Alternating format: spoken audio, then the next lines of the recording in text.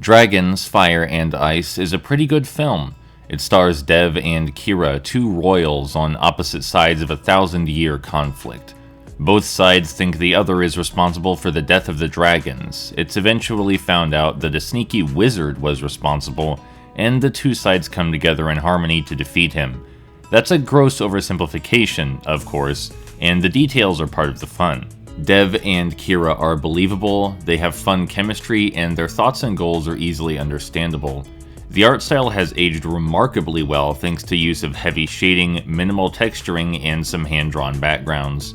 There's also a surprising amount of violence for a kid's film, and the fantasy lore is compelling in spite of its simplicity, thanks to strong musical and visual accompaniment. Unfortunately, we're not really here to talk about Dragons, Fire, and Ice the film, we're here to talk about its video game adaptation, which came alongside the DVD release. So then let's get to that. Dragons, Fire, and Ice, the game, contains what I can best describe as grid-based, fast-paced isometric combat. The world is isometric, movement takes place on a rigid grid, but the gameplay is real-time. This isn't Landstalker, folks. For a brief period, I was genuinely worried I just found a combination of mechanics and ideas that don't work together, but I quickly realized that's just stupid.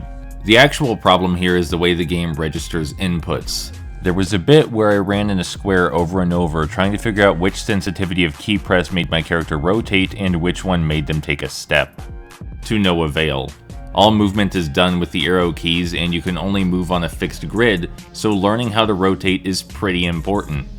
This is a problem. Doubly so when you factor in the primary method to combat enemies without taking damage, which involves moving to their side, quickly rotating, and then swinging your weapon. Trying to do that should be simple, but in this game I kind of wanted to cry, because the sensitivity of the movement mechanics was beyond my comprehension. The game also seemed to drop inputs at first, but I think that's just untrue. It probably just requires a combination of timing and sensitivity that I can't manage consistently. Thankfully, there is more to the game outside of combat. You spend the majority of the game collecting crystals, spelled with a K, while solving mazes. At first I was baffled that I couldn't find a single playthrough of this game, but the combat design and maze-like levels quickly cleared up any confusion. That said, I do love mazes, and the mazes here aren't awful. They graduate from simple single-floor layouts to simple multi-floor layouts and then to complex multi-floor layouts. If your game's all about mazes, adding more floors that overlap with one another visually and otherwise is a really good way to add depth to the pathfinding. It was a thoughtful choice.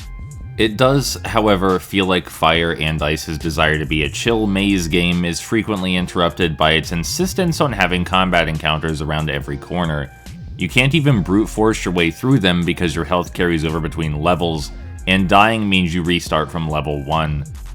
Lastly, if the game's goal was to, in any way, be faithful to the film, it failed utterly in that regard. Maybe it's more based on the toy line, though. What a goofy mess. Also, shoutouts to my boyfriend Draconic, who I watched this film with. I considered doing a let's play of the game with him beside me, but given he's a shy dork, I figured this might be a better way to honor the time we spent together.